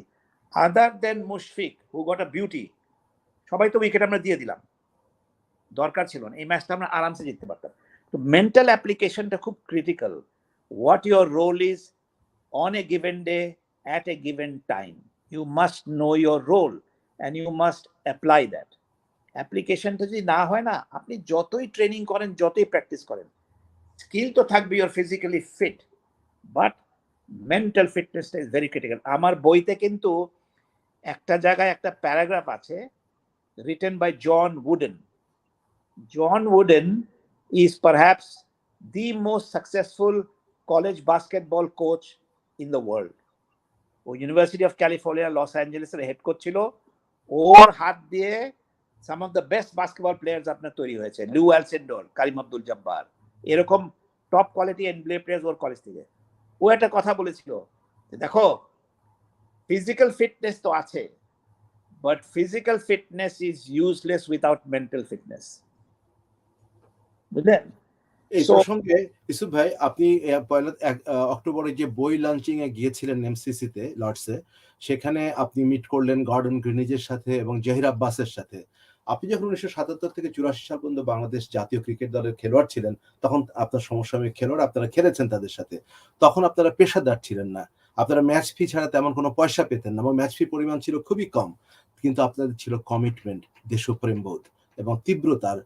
এখন কি বর্তমান জাতীয় দলের প্লেয়ারদের সকলের মধ্যে সমানভাবে সেই ধরনের কমিটমেন্ট আছে বলে মনে হয় কি? কারেক্ট করি, আমাদের সময় কোনো ম্যাচ ফি ছিল না। ও ম্যাচ ফিও দিত না? আমরা লাঞ্চ পাইতাম। আচ্ছা, ম্যাচ ফি সরি। এমনকি আমাদের পার্সোনাল গিয়ারসও ছিল না, হাতে গোনা একজন দুজন। আমরা যখন 1979-এ আইসিসি ট্রফি খেলতে যাই, টিম যাওয়ার 7 দিন আগে আমরা জানি না যে আমরা যাব কিনা, কারণ গভর্নমেন্ট অর্ডার ইস্যু হয়নি, বুঝলেন? আমি জানি সেটা। তো যাই হোক, অনেক কষ্ট করে যখন অর্ডারটা ইস্যু হয়েছে গেলাম। আমাদের ইংল্যান্ডে যে খেলবো, মে মাসে যাব, এই ঠান্ডার মধ্যে বৃষ্টি এবং ওয়েট দুইটা জিনিস, সরি বৃষ্টি এবং ঠান্ডা, এর মধ্যে বাংলাদেশ থেকে তো কাপড় করে শার্ট পেলে হবে না, we need flannel shirts, flannel trousers, boot নাই, সোয়েটার, হ্যাঁ সোয়েটার, 2টা সোয়েটার কোত্থেকে পাবো, পয়সা নাই। আমার তখন ক্লোজ কানেকশন ছিল গ্রেনিকলস এর সঙ্গে। গ্রেনিকলস ডিরেক্টর কেন আমাকে সে ভালো লাগছে, সে আমাকে স্পন্সর করতো। আমি ওকে বলছি দেখো আমার টিম আসবে, আমাকে হেল্প করো। তো তখন ও বলে তুমি আমাকে 5টা প্লেয়ারের নাম দাও। আমি 5টা প্লেয়ারের সব স্পন্সর করলাম গ্রেনিকলস দিয়ে। তারপরে পুরো টিমের আমাদের যা যা জিনিস লেগেছে, গ্রেনিকলস কিন্তু তখন কাপড় চোপড় বানায় না ক্রিকেটের, শুধু ব্যাট প্যাড যেগুলো প্রয়োজন। তখন ও ইংল্যান্ডে যে ম্যানুফ্যাকচারার, ওদেরকে বললো যে আমার এই শার্ট প্যান্ট বানাই দিবা, মোজা দিবা, জুত বুট দিবা, and you can't charge any profit. এবং তাই হলো, বুঝছেন? সো পয়সা ছিল না, আর আমাদের দৈনন্দিন ভাতা ছিল 10 পাউন্ড। 10 পাউন্ড থেকে আমাদের খেতে হতো। ফরচুনেটলি বাংলাদেশের রেস্টুরেন্ট আমাদেরকে 50% ডিসকাউন্ট দিত, বুঝলেন? সেটাও জানি। তারপরে 2.5 পাউন্ড সপ্তাহে আমরা পেতাম লন্ড্রি অ্যালাউয়েন্স। তো ওখানে আমি জানি না স্বামী ইংল্যান্ডে খেলছে কিনা, লন্ড্রি ইংল্যান্ডে খেললে কি হতো, ডাইভ মারলে তো আপনার ঘাসের দাগ প্যান্টে পড়ে যেত, সবুজ, তো ময়লা হয়তো ব্রাউন এন্ড গ্রিন, ওগুলা হতো কি এমনি সাবান দিয়ে খুব ডিফিকাল্ট। আমরা হোটেলে যদি একটা প্যান্ট ধুইতে দিই 2.5 পাউন্ড নিত। তখন আমাদের 2 জন প্লেয়ার লন্ড্রি শুরু করে দিল রুমের ভিতরে, 20 পেনি করে নিত, প্যান্ট শার্ট ধুইতো, ধুইয়া রুমে দেয়। In the end they were the richest, but innovation, the desire to play was more important than anything else, বুঝছেন? তো তখন কোনো পয়সা টয়সা আমরা চিন্তাও তো করিনি, কারণ পয়সা তো ফরগেট ইট। বাবু ভাই, আপনার কথার প্রসঙ্গে আমি একটু ইন্টারজেক্টই করলাম, সেটা হচ্ছে প্লে ফর হু। সেই যে এই যে এখন যে কথাটা আসছে যে কার জন্য খেলছে, এবং সেন্টেন্সে বলে দিব, when you wear that uniform you play for the logo in the front, not of the name on the back. এই জিনিসটা যদি ওর মাথায় না আসে কোনোদিন, বুঝছেন, all successful players they have to play for the logo in the front. তো সেইখানে কি কোনো কমতি এইটা হচ্ছে কিনা? আর আমার স্বামীর জন্য একটা প্রশ্ন একটু পরে, সেটা হচ্ছে ওই আপনার ওই ধুলো প্রসঙ্গটা খুব পছন্দ হয়েছে, মানে খেলার সঙ্গে। তো ধুলোটা কি কখনো কখনো নেসেসারি হয়ে যায়? যে আপনি যে বৈজ্ঞানিক কথাগুলো বললেন, এটা যদি যিনি শেখাবেন তার ওখানে যদি কোনো কমতি থাকে, তাহলে কিঞ্চিত ধুলো ছড়িয়ে আধার করে রাখাটা কি সুবিধাজনক তাদের জন্য, কারো জন্য? এবং নীতি নির্ধারণ যারা করছে সেখানে এই যে আপনি বললেন কবে কিভাবে, সে কি নিজেই জানতো না, সেখানে ধোঁয়াটে করে রাখলে কি, ধুলো টুলো ছড়িয়ে রাখলে কি একটু সুবিধা হয়? আমি বলো, I am not sure about that, যে সেখানে ওইরকম ধুলোময় করে রাখলে সেটা সুবিধা হয় কিনা। কিন্তু ওই বাবু ভাই যেটা বলছিলেন যে নিয়তের কথা, ইচ্ছার কথা, দেখেন আজকে টেস্ট স্ট্যাটাস আমরা 23 বছর হয়েছে পেয়েছি, এখনো আমাদের বাংলাদেশে কোনো বায়োমেকানিক্যাল ল্যাব নাই। আমরা কি আসলে চেষ্টাও করেছি, বা আমরা কি কখনো এটার জন্য প্রসিডিউর মেনটেন করার ট্রাই করেছি, সেটা যেমন একটা বিষয়। দ্বিতীয়ত যে ব্যাপারটা সেটা হচ্ছে যে পেস বোলিং একাডেমি, যেটা ইন্ডিয়াতে এমআরএফ পেস বোলিং ফাউন্ডেশন, যেটা আমরা জানতাম, এখন গ্লেন ম্যাকগ্রা সেটার সুপারভাইজ করছেন। আরো একটা চণ্ডীগড়ে আরো একটা একাডেমি হয়েছে, শন টেইট সেখানে কাজ করছেন। এটাও তো আমরা কোনোদিন এখন পর্যন্ত করি নাই। তো আপনি যে কোশ্চেনটা করলেন, যে ডেফিনেটলি মাঝে মধ্যে অ্যাজ আ প্লেয়ার ক্রিকেট নিয়ে যখন আমরা কাজ করি, আমাদের কাছেও মনে হয় যে আলটিমেটলি ওই জায়গাগুলো যেগুলো একদম রুট, যে কোচ তৈরি করতে হবে, আমার পেস বোলিং ফাউন্ডেশন তৈরি করতে হবে, আমাদেরকে সায়েন্টিফিক্যালি আমরা যে কথাটা আসলে শেখানোর চেষ্টা করি। আমি যেমন, আমার প্রায় 1500 স্টুডেন্ট আছে শেখ জামাল ক্রিকেট একাডেমিতে। আমি ওদেরকে যেটা শেখানোর চেষ্টা করি, cricket to build your lifestyle. কারণ ক্রিকেট প্রথমত আমাদেরকে কম্প্রোমাইজ করতে শেখায়, স্যাক্রিফাইস করতে শেখায়, আমার লিডারের প্রতি আনুগত্য প্রকাশ করতে শেখায়, আমার একজনের সঙ্গে আরেকজনের একটা কোরিলেশন বিল্ড আপ করতে শেখায়, টিম বন্ডিং বিল্ড আপ করতে শেখায়, কেমিস্ট্রি বিল্ড আপ করতে শেখায়, এবং দিন শেষে নিজের কাজটা নিজেকে করতে শেখায়। আমি বাচ্চাদেরকে কিন্তু এই মেসেজগুলোই পাস করি। আমার যে 1500 স্টুডেন্ট আছে, ওদেরকে বিষয়টা এরকম না যে তোমাকে ন্যাশনাল টিমে খেলার জন্য ক্রিকেটার হতে হবে। তোমার একটা ব্যক্তিত্ব সম্পন্ন লাইফস্টাইল তৈরি করার জন্য, তোমার একটা মার্জিত লাইফস্টাইল তৈরি করার জন্য তোমাকে সেই কাজটা করতে হবে। ওই যে কথাটা বললাম, যেটা আমরা শেখাই, যে ক্রিকেট আমাদেরকে বৃহত্তর স্বার্থে স্যাক্রিফাইস করতে শেখায়, কম্প্রোমাইজ করতে শেখায়। ক্রিকেটের শিক্ষার জায়গা কিন্তু এটা। ওই বৃহত্তর স্বার্থটা কি? ওই বৃহত্তর স্বার্থটা, সবচেয়ে বড় স্বার্থটা হচ্ছে দেশ। তো একটু আগে বাবু ভাইকে যে কোশ্চেনটা আপনি করলেন, যে বাবু ভাইও যেটা বললেন যে we have to play for the logo in front, ওই যে বৃহত্তর স্বার্থটা আমাদের কিন্তু একদম একাডেমি লেভেলের শিক্ষাটাই, যে ক্রিকেট আমাদেরকে কম্প্রোমাইজ এবং স্যাক্রিফাইস করতে শেখায়। এখন ওই কম্প্রোমাইজ আর স্যাক্রিফাইসটা যখন আমি দেশের স্বার্থে করতে পারবো, দেন সেটা আমার জন্য প্রোডাক্টিভিটি বয়ে আনবে। আনফরচুনেটলি আমাদের দেশের ক্রিকেটের দুই বড় সুপারস্টার, এটা এখন বলতেই হচ্ছে, এটা ওপেন সিক্রেট, আমাদের দেশের ক্রিকেটের দুই বড় সুপারস্টার সেই একাডেমি লেভেলের আন্ডার 14 লেভেলের যে শিক্ষাটা, যে ক্রিকেট আমাদেরকে কম্প্রোমাইজ আর স্যাক্রিফাইস করতে শেখায়, তারা তাদের ইগোটা আসলে কম্প্রোমাইজ স্যাক্রিফাইস করতে পারেন নাই। এটা সরি টু সে, আমি ক্ষমা চেয়ে নিচ্ছি, আমারই বড় ভাই দুইজন, তারপরও আমি ক্ষমা চেয়ে নিচ্ছি যেটা আমাকে আসলে বলতে হচ্ছে। বাট ডেফিনেটলি যে কোয়েশ্চেনটা আপনি করেছেন, ইউ হ্যাভ আ পয়েন্ট, যে ওই ধুলোর জায়গাটা সামহাও ইচ্ছে করে পুঞ্জীভূত করে রাখা হয় কিনা, কখনো এরকম বিশ্বাস করতাম না, বাট নাওএডেজ মনে হয় যে আলটিমেটলি যেহেতু ওখান থেকে কোনো ফায়দা হয়। ডেভেলপমেন্ট নাই, কোনো ডেভেলপমেন্ট নাই, কোনো প্রসিডিউর নাই। খুব সিম্পল একটা কথা বলে, আমাদের দেশে এখানে একজন জেলা কোচের বেতন 18,500 টাকা, একজন জেলা কোচের বেতন 18,500 টাকা, একজন ডিভিশনাল কোচের বেতন হচ্ছে 21,500 টাকা। বাংলাদেশের এই দুর্মূল্যের বাজারে একজন কোচ 18,500 টাকা বেতন পেয়ে ওই কোচ নিজেকে কিভাবে আপগ্রেড করবেন যদি বাংলাদেশ ক্রিকেট বোর্ড তাকে আপগ্রেড না করে? এখন আপনি তার লাইফস্টাইলটাকে যদি ওই 18,500 টাকা লেভেলেই রাখতে চান ফর সাম রিজনস, সেটা তো এখন আপনার ব্যর্থতার জায়গা। But I still do believe যে যারা নীতি নির্ধারক পর্যায়ে থাকেন, আই এম শিওর যে আপনি যে জায়গায় কাজ করছেন, আপনি যে জায়গায় নীতি নির্ধারণ করছেন, আপনি তো সেই জায়গায় খারাপ চান না, বা খারাপ হলো তো আপনারই বদনাম। এখন যারা নীতি নির্ধারণ পর্যায়ে আছেন, যদি তাদের বদনাম হয়, এটা তো তাদের সেলফ রেসপেক্টে লাগার মতো একটা বিষয়। সো ওই জায়গা থেকে নিজের সেলফ রেসপেক্টটাকে বাঁচানোর জন্য হলেও তো এই পদক্ষেপগুলো আমার কাছে মনে হয় যে বহু আগে থেকে আমাদের নেওয়া প্রয়োজন ছিল। তো ওই জায়গাটাই বললাম যে আমরা আসলে ক্রিকেটটাকেও যেটা বলি যে ডিসেন্ট্রালাইজ করা, আঞ্চলিক ক্রিকেট কাঠামোর একটা কথা বলি, শুধুমাত্র কিন্তু বাংলাদেশ ক্রিকেট বোর্ডকে যদি আপনি দোষ দেন এককভাবে কিন্তু সেটা দেয়া যাবে না। কেন দেওয়া যাবে না, আমি কয়েকটা ফ্যাক্টর বলি। আমাদের 64টা জেলা, 64টা জেলার মধ্যে 51টা জেলায় গত 5 বছর ধরে কোনো জেলা লিগ হয় না। জেলা লিগ করার দায়িত্ব কিন্তু ক্রিকেট বোর্ডের না, জেলা ক্রীড়া সংস্থা, বিভাগীয় ক্রীড়া সংস্থা। আমরা এই কয়েকটা জায়গাকে কেন জানি আমরা ধরি না, সেটা গণমাধ্যমও ধরে না, কেউই ধরে না। এনএসসি বলে একটা কথা আছে, ন্যাশনাল স্পোর্টস কাউন্সিল, স্টেডিয়াম গুলো কিন্তু এনএসসির আন্ডারে। আমাদের 64টা জেলার জেলা স্টেডিয়াম গুলো মাদকের আকড়া, স্টেডিয়াম গুলোতে ছেলেপেলেরা ঢুকতে পারে না। আমাদের যুব ক্রীড়া মন্ত্রণালয়, আমি এর আগে পড়েছিলাম যে হয়তোবা 1,655 কোটি টাকা এই বছর চলতি অর্থ বছরে বরাদ্দ ছিল। এই জায়গাগুলো আসলে কেন আমরা করতে পারি না? ডেফিনেটলি বিসিবির তো একটা জায়গা আছে, আঞ্চলিক ক্রিকেট কাঠামো, আমরা সেটাকে ডিসেন্ট্রালাইজ করতে পারি না এই ক্রিকেটটাকে।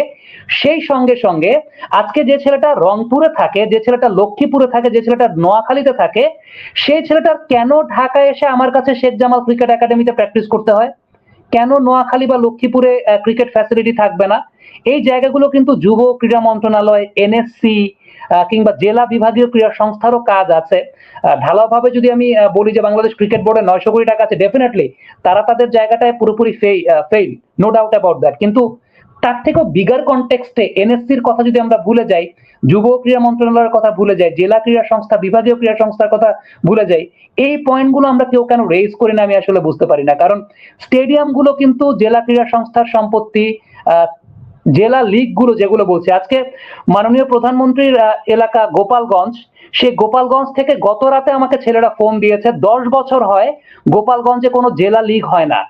গোপালগঞ্জে 500 ক্রিকেটার আছে, যেই 500 ক্রিকেটারের মধ্যে হাতে গোনা 5 বা 7 জন ক্রিকেটার ঢাকায় এসে প্রথম বিভাগ বা দ্বিতীয় বিভাগ ক্রিকেট খেলে, 5 বা 7 জন ক্রিকেটার। তাহলে বাকি 495 জন ক্রিকেটারের কি হবে? ওই বাকি 495 জন ক্রিকেটার কোনো কম্পিটিটিভ ম্যাচ খেলতে পারে না, কারণ গোপালগঞ্জে 10 বছর, ক্যান ইউ বিলিভ দ্যাট, 10 বছর কোনো জেলা লিগ হয় না। ভাইয়া যখন আফগানিস্তান ক্রিকেটের কথা বললেন, আমি আফগানিস্তান ক্রিকেটের একটা এক্সাম্পল আপনাকে দেই। সেই এক্সাম্পলটা হচ্ছে আফগানিস্তান ক্রিকেটে 6টা লিস্টে টুর্নামেন্ট হয়, 6টা লিস্টে 50 ওভারের টুর্নামেন্ট হয়। বাংলাদেশের লিস্টে টুর্নামেন্ট হয় একটা, সেটা Dhaka premier division cricket league. Even আফগানিস্তানের লিস্টে টুর্নামেন্টের মধ্যে একটা টুর্নামেন্ট এরকম আছে যেটা dedicated to physically challenged cricket team. Can you believe that? ওরা ক্রিকেটটাকে কোন লেভেলে নিয়ে গেছে? চ্যালেঞ্জড পিপলের জন্য তারা একটা লিস্টেড টুর্নামেন্ট করেছে। আমরা আমাদের মেইন স্ট্রিম ক্রিকেটারদের জন্যই একটা লিস্টে ক্রিকেট টুর্নামেন্ট করে শেষ করতে পারি না। ওরা 6টা, ওদের ক্যালেন্ডারে যে 6টা টুর্নামেন্ট, সেখানে ফিজিক্যালি চ্যালেঞ্জড প্লেয়ারদের জন্য একটা টুর্নামেন্ট ওরা ডেডিকেট করেছে। সো ভিশনটা আসলে সবচেয়ে বড় বিষয়, যে আপনি কতটুকু ভিশন দেখছেন। ওই যেটা আমি শুরুতে বলছিলাম যে cricket for your life, Afghanistan ওইভাবে চিন্তা করেছে। ফিজিক্যালি চ্যালেঞ্জ যারা আছে, ওদের এখানে যেহেতু যুদ্ধ বিধ্বস্ত দেশ, অনেক মানুষ আছে যারা হয়তো বা যুদ্ধের কারণে তাদের হাত হারিয়েছে, পা হারিয়েছে। ওই লোকগুলো যাতে ক্রিকেট খেলে বেঁচে থাকতে পারে, ওই লোকগুলোর যাতে ক্রিকেট খেলে একটা সংস্থান হয়, তারা first class tournament for physically challenged people তারা করেছে। আপনি চিন্তা করেন তাহলে ভিশনটা আসলে কোন জায়গায়। ওরা এখন ওয়ার্ল্ড কাপের সেমিফাইনালের জন্য ফাইট দেবে না তো আপনি দেবেন? এটা আসলে মানে বলতে হয়, কষ্ট লাগে বলতে হয়, যেহেতু আফগানিস্তানের প্রসঙ্গটা আনলেন। আফগানিস্তানের ইনফ্রাস্ট্রাকচার নাই, বাট ভিশন আছে। আরো একটা কথা বলে, আফগানিস্তানের যে টপ টায়ারের 24 জন ক্রিকেটার, তারা থাকে সংযুক্ত আরব আমিরাতে। তাদেরকে আফগানিস্তান ক্রিকেট বোর্ড ওই ব্যবস্থাটা করে দিয়েছে সংযুক্ত আরব আমিরাতে থাকার, তারা সংযুক্ত আরব আমিরাতে থাকে। তাদের ক্রিকেট পাকিস্তানের এনসিএ কর্তৃক ফ্যাসিলিটি প্রাপ্ত, পাকিস্তানের ন্যাশনাল ক্রিকেট একাডেমি কর্তৃক। তাদের যে এইজ লেভেলের ক্রিকেট কালচারটা রয়েছে, সেটাও তাদের ওই সীমাবদ্ধতার মধ্যে আফগানিস্তান ক্রিকেট বোর্ড চিন্তা করেছে যে না, আমরা এইটুক চিন্তা করি। আগে শুধুমাত্র কাবুল কেন্দ্রিক ছিল ক্রিকেট, এখন কাবুল, কান্দাহার, আরো অন্যান্য প্রভিন্সেও ক্রিকেট ছড়িয়ে দেওয়া হচ্ছে। মাঠ নাই, বাট ভিশনটা আছে। ওই ভিশনটাই খুব ইম্পর্টেন্ট। জাস্ট তার সিম্পল ফলটা একটা কথা, যে ফিজিক্যালি চ্যালেঞ্জড পিপলের জন্য যখন আপনি লিস্টে টুর্নামেন্ট করতে পারে যে দেশ, ওই দেশের ভিশনটা কোন জায়গায় আছে আপনি চিন্তা করে দেখেন। সামি, তার ফলটা দেখতে পাচ্ছি বিশ্বকাপে তিনটি ম্যাচে তারা বিজয়ী হয়েছে, হয়ে 6 পয়েন্ট নিয়ে এখন তারা আছে 5ম স্থানে। আর বাংলাদেশ 6টি খেলায় মাত্র একটিতে বিজয় হয়েছিল, সে আফগানিস্তানের বিরুদ্ধে, কিন্তু তারা পরপর 5টি খেলায় হেরে এখন 9ম স্থানে আছে। সৌভাগ্যবশত বা দুর্ভাগ্যবশত ইংল্যান্ড তার চেয়ে একটু নিচে আছে, কিন্তু বেশি দিন থাকবে বলে মনে হয় না।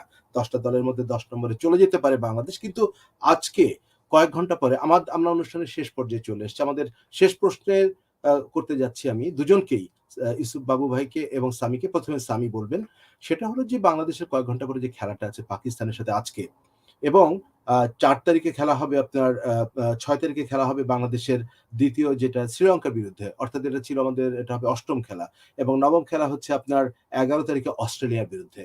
এই 3টি খেলার একটিতেও কি আমাদের কোনো জয়ের সম্ভাবনা আছে? কেননা বিগত বিশ্বকাপগুলোতে বাংলাদেশ কমপক্ষে 2টো করে ম্যাচ জিতেছে, এবং গত বিশ্বকাপে সম্ভবত 3টা জিতেছিল।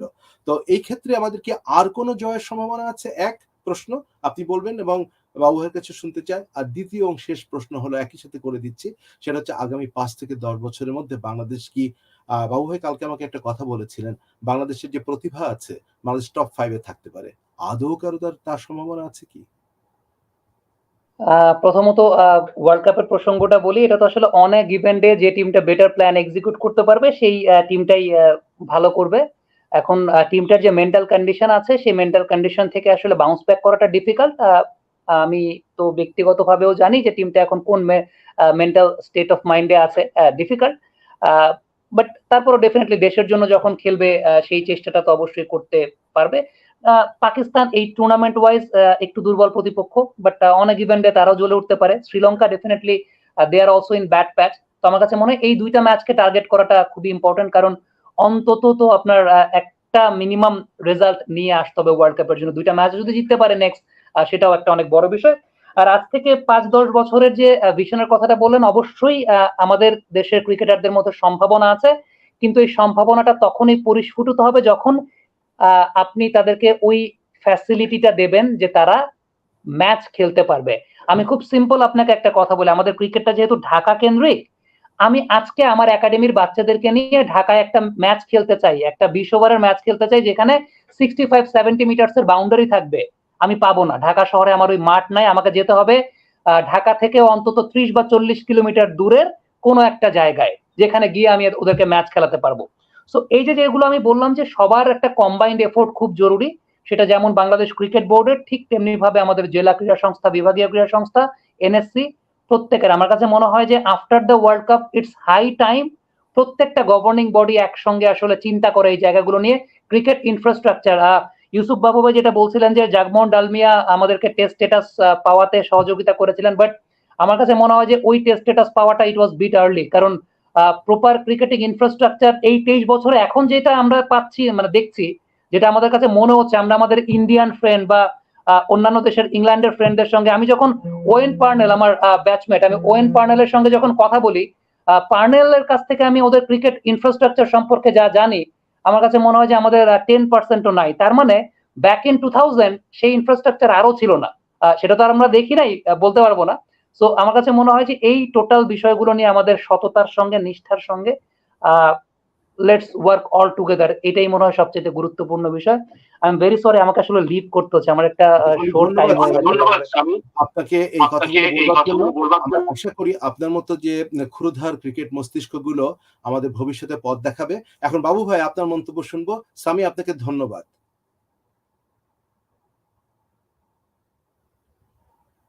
বাবু ভাই আনমিউট করতে হবে আপনাকে। তো শোনা যায়? জি হ্যাঁ, শোনা যাচ্ছে।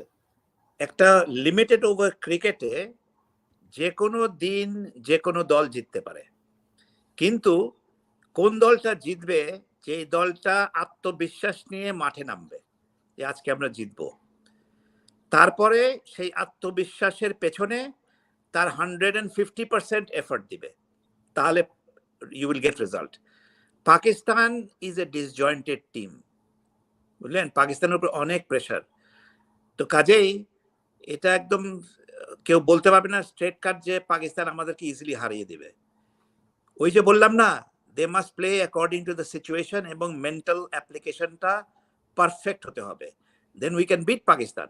শ্রীলঙ্কা অলসো, আপনার টিমটা, আমরা শ্রীলঙ্কাকে কয়েকবার হারিয়েছি এবং শ্রীলঙ্কা আজকেও হেরেছে।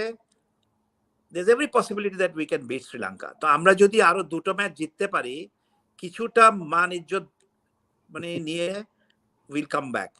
But having said that, future, ওই যে সামি কিন্তু একটা কথা বললো যে ফাস্ট বোলিং আপনার প্ল্যান প্রোগ্রাম ইন্ডিয়া যেটা করেছে একাডেমি, আপনি দেখেন, আপনি চেক করে দেখেন লিমিটেড ওভার যত টুর্নামেন্ট হচ্ছে, ওয়ার্ল্ড কাপ বলেন, আইপিএল বলেন, সবখানে কিন্তু টপ 3 বোলারের মধ্যে 2টা স্পিনার, তার মধ্যে লেগ স্পিনার। এখন ওয়ার্ল্ড কাপের লিডিং উইকেট টেকার ছিল আজম জাম্পা, লেগ স্পিনার। হ্যাঁ, তারপরে আপনার আদিল রশিদ, তারপরে আপনার আফগানিস্তানের রশিদ, এরা কিন্তু leading wicket takers in the world. আমরা এখন পর্যন্ত একটা লেগ স্পিনার তৈরি করতে পারিনি, মানে এর থেকে বিজার সিচুয়েশন হতে পারে না, যেহেতু subcontinent is a place for spinners. আপনি এখন পর্যন্ত আমরা একটা লেগ স্পিনার মানে কোচ প্রপার আনি নেই, আমরা কোনো একটা ট্যালেন্ট হান্ট করিনি। আমাদের তো একটা প্রজেক্ট হওয়া উচিত, বিকজ লেগ স্পিনার কিন্তু ন্যাচারাল উইকেট টেকার্স, ওরা কিন্তু ম্যাচ উইনার্স, রান দিতে পারে কিন্তু দে আর উইকেট টেকার্স, কারণ ওদের আপনার ভেরিয়েশন অনেক, লেগ স্পিন আছে, গুগলি আছে, ফ্লিপার আছে অনেক। So they are a wicket taker. আপনি দেখবেন 30 রান দিচ্ছে, কোনো উইকেট পায়নি, ফট করে 2টা উইকেট নিয়ে নিয়েছে। আমাদের একটা লেগ স্পিনার নাই। ইউ ক্যানট কনস্ট্যান্টলি রিলাই, যেহেতু সাকিব লেফট আর্ম বোলিং করে, everybody wants to be a left arm bowler. তো board should take cognizance of this fact, আমাদের লেগ স্পিনারটা দরকার। আমাদের যেটা ফিউচার, যেটা আমার সঙ্গে আইসিসির প্রেসিডেন্ট জেফ আলডারিচের দেখা হয়েছিল দুবাইতে, আমার বই আই প্রেজেন্টেড হিম অনেকক্ষণ, 40 minutes he had a discussion with me.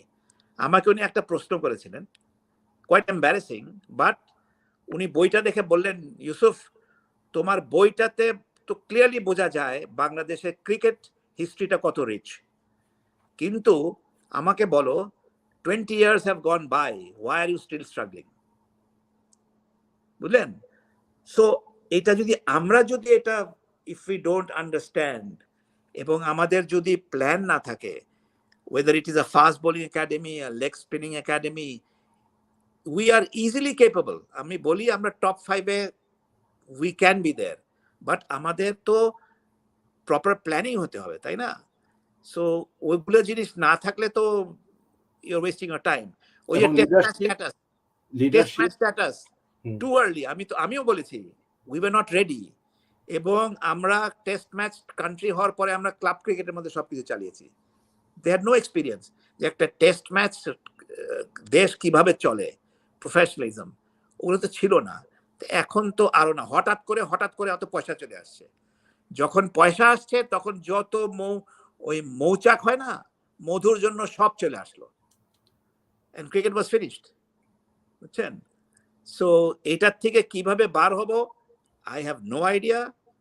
There has to be a dramatic change, এবং এই ধরনের লোকজন দিয়ে আপনি কোনোদিন আশাবাদী হতে পারেন না। I don't think so. কারণ হয় কি জানেন, অনেকে বলে যে আরে তোমাদের বোর্ডে তো ক্রিকেটারও আছে, কিন্তু ক্রিকেটার তো আছে, কিন্তু কি কোয়ালিটি? পড়াশোনা আছে, অন্য কিছু আছে? So in order for them to survive there, they have to follow the exact whatever the others are doing. ওদের গ্রুপে ঢুকতে হবে, আদারওয়াইজ তো দে উইল নট সার্ভাইভ। বুঝছেন কথাটা? দুর্ভাগ্যজনক। ইট ইজ স্যাড, আমি বললাম তো, ইট ইজ রিয়েলি স্যাড। তো বাবু ভাই, আমরা আজকে যে খেলা আছে পাকিস্তানের সাথে, আপনার কথা থেকে আমরা অনুপ্রাণিত বোধ করছি, এবং শ্রীলঙ্কার সাথেও খেলা আছে, অস্ট্রেলিয়ার সাথে খেলা আছে। এই 3টা খেলার মধ্যে বাংলাদেশ অন্ততপক্ষে একটিতে যেন জয় ছিনিয়ে আনে, আমরা সে আশা করব।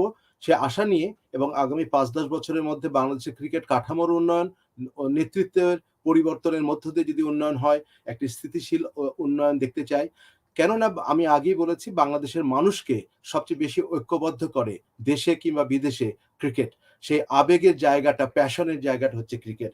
আমরা সেই নোট দিয়ে আজকে সেই কথা বলে আমাদের এই কলোকিয়ামের ক্রিকেট কোন পথে বাংলাদেশের ক্রিকেট আলোচনা শেষ করতে চাচ্ছি। আপনি যোগ দিয়ে আপনার অভিজ্ঞতা এবং প্রাজ্ঞ বক্তব্য দেওয়ার জন্য অশেষ ধন্যবাদ।